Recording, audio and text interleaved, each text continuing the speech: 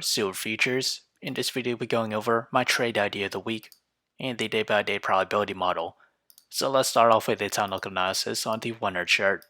We're dipping into negative MACD territory. As we extend out to the 4-hour chart, we remain in positive MACD, seeing signs of a diverge. We're slightly off of overbought levels with the RSI.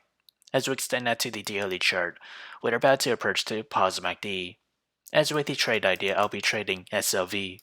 My trade idea position size is less than 1% of my portfolio.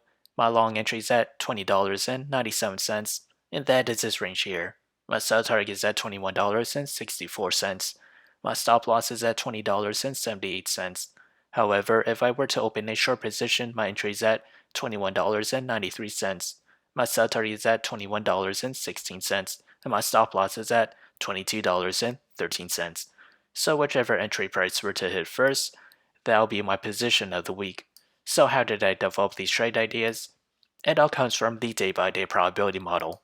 As we progress to the 5th day or week of trading, silver futures has a 40% chance to climb between 0 to 2%.